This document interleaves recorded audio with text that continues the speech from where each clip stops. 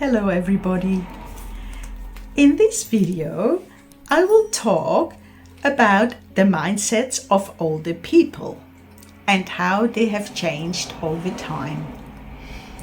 Older people's mindsets have evolved significantly over the years due to changes in society, technology, and culture. I will elaborate on some of them, and please subscribe if you like this video. Thank you. Number 1. Technology acceptance. Not so long ago, older adults were initially resistant to technology and quite suspicious of it. Nowadays, they are increasingly embracing smartphones, social media, and online learning. Although a lot of older people still like to do their banking face-to-face instead of doing it online, mainly because they don't trust the computer with their finances. And who can blame them? Of all the computer hacking and scamming that are happening at the moment. I, for once, am living proof of having been scammed. More and more older people, however, have seen the benefits of learning computer skills, so they can use apps like Skype, Facebook, WhatsApp, etc. to stay in touch with relatives living abroad. Not only to hear them, but also to be able to talk to them face to face. And it's amazing to see how proficient little kids are with their tablets and mobile. I wonder how they will evolve in, say, the next 50 years, and how they will regard us, as we will be the older adults then. Number 2, lifelong learning. Years ago, education was often regarded as a one-time event. After finishing your schooling, you went to work and earned money. Now, the emphasis is on continuous education and skill development, regardless of age. A reason could be because there are not enough jobs for everybody, and/or more skilled people are needed for certain jobs. Also, older people tend to be regarded as more dependable than adolescents. I hear a lot of complaints about younger people not being interested to work, turning up late, or not turning up at all. I don't know what it's like at present, but when I was living in Holland years ago, kids would rather sit in a coffee shop while getting 80% unemployment benefits. They used to say, why work when we can do nothing and still get enough benefits to live on? I'm pretty sure that the benefits there have decreased, forcing young adults to look for work. Number 3, health and wellness. In the past, aging was often associated with a decline in health, and people resigned themselves to that fact. The translation of the Dutch saying was, old age comes with deficiencies in health.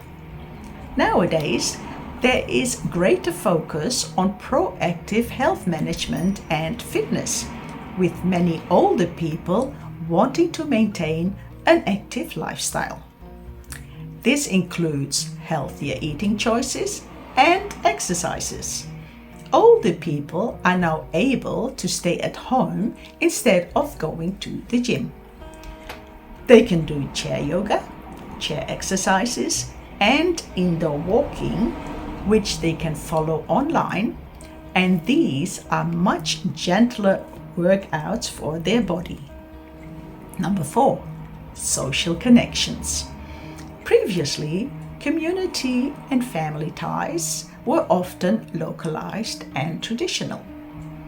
Now, social networks have expanded, including online communities that are valued for support and connections. I know that some local libraries are available to teach older people to become more computer savvy. Number 5, work and retirement. Retirement has always been seen as the end of one's working life.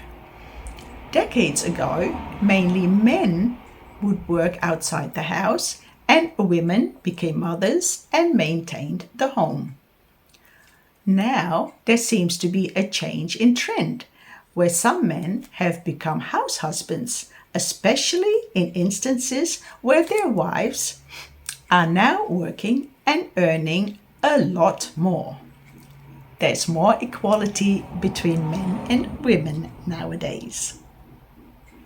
Whereas years ago, retired men have annoyed their stay-at-home wives by being constantly underfoot and meddling in their territory, nowadays they see retirement as an opportunity for new careers, volunteer work, and hobbies to keep their minds and bodies as active as possible. The age at which people can retire seems to be creeping up as well. Number 6, attitudes towards change. Change has often been met with skepticism or resistance. Especially older people seemed more opposed to change. Their reasoning was, if it ain't broke, don't fix it. Now there is more openness to change, influenced by global events and change in cultural norms. Younger people are also more allowed to have discussions with their parents, and in this way maybe change their view of the world. In the past, children were supposed to be quiet and just obey their authoritarian parents. Younger adults now seem to be more on an equal level with their parents. Number 7, diversity and inclusion. In the past, views on diversity were often more traditional and limited.